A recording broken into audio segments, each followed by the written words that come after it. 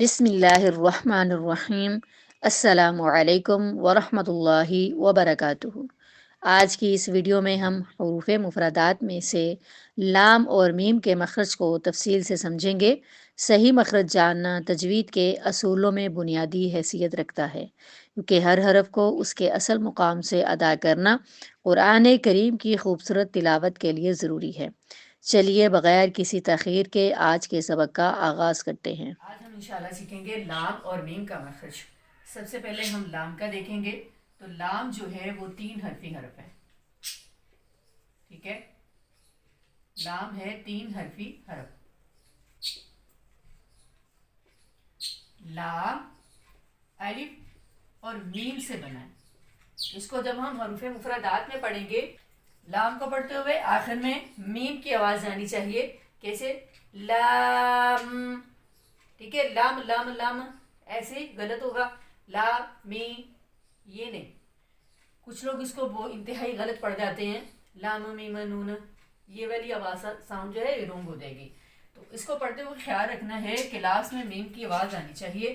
جیسے ہم نے اس کو پڑھا تھا کاف، تو اس کے آخر میں بھی فا کی ساؤنڈ آنی چاہیے، ٹھیک ہے، وہ کلیئر ہونی چاہیے۔ ایسے ہی اس کو قاف، جو 3 حرفی حرف ہے نا، ان کا جو لاسٹ والا لیٹر ہوتا ہے، حرف ہوتا ہے، اس کی آواز کو کلیئر کرنا ہوتا ہے جب ہم حروف مفردات یا حروف تہجی کو پڑھ رہے ہوتے ہیں۔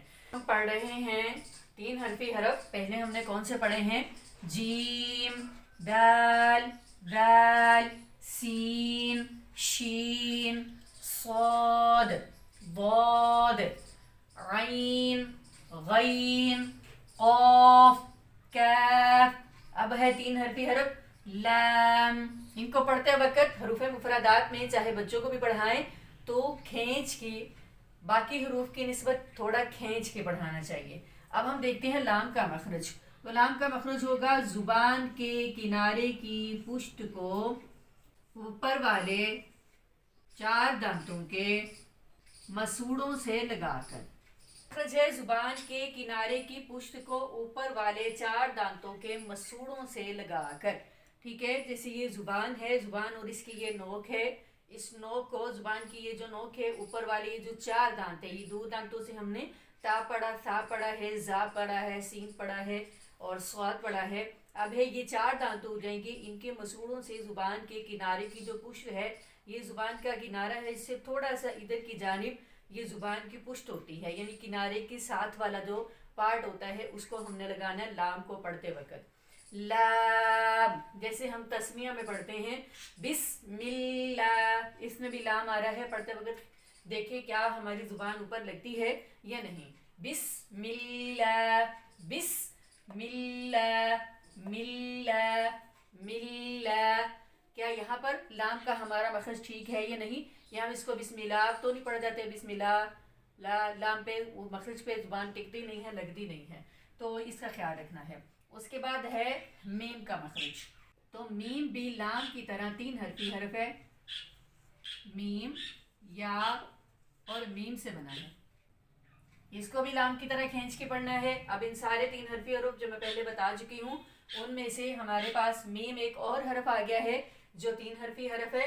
اب اس کا ہم مخرج دیکھیں گے۔ جی، میم کو پڑھنے کے لیے سب سے پہلے ہم اپنے ہونٹوں کے حصے دیکھیں گے، یعنی ہونٹوں کے کتنے حصے ہوتے ہیں۔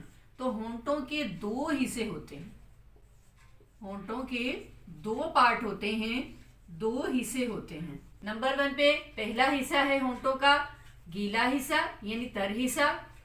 نمبر 2 پہ ہے خشک حصہ۔ ہماری لپس کے 2 پارٹ ہوتے ہیں، نمبر 1 پہ گیلا حصہ جس سے ہم نے با پڑھا ہے، اور پھر ہے خشک حصہ جو سامنے باہر کو نظر آتا ہے، جس پر عموماً لیڈیز جو ہیں وہ لپسٹک لگاتی ہیں۔ تو جہاں لپسٹک لگتی ہے وہ ہونٹوں کا خشک حصہ ہے۔ تو جو ہونٹوں کا خشک حصہ ہے وہی میم کا مخرج ہے، یعنی بند ہونٹوں کے خشک حصے سے۔ با کی نسبت ہم نے میم کو پڑھتے وقت اپنے ہونٹوں کو تھوڑا زیادہ بند کرنا ہے۔ جیسے یہاں پر ابھی میں آپ کو بتا رہی تھی کہ لام کو پڑھتے وقت آخر میں میم کی آواز کو نکالنا ہے، تو لام کے بعد جب میم کی آواز آئے گی تو ہونٹوں کو تھوڑا زیادہ بند کر لینا ہے، ٹھیک ہے۔ لام، اور اس کے بعد ہے میم، میم۔ یہاں پر آتا ہے الرحمانی، الرحمانی الرحمانی مانی. اس کی پریکٹس آپ شیشے کے سامنے کھڑے ہو کے کریں گے تو آپ کو زیادہ انشاءاللہ الرحیمی الرحیمی می می ٹھیک ہے، یا الرحیم. کچھ لوگ پڑھ جاتے ہیں بسم اللہ الرحمن الرحیم، میم کی آواز ہی نہیں آتی. نہیں، تو میم کی ساؤنڈ لاسٹ میں کلیئر کرنی ہے. بسم اللہ الرحمن الرحیم.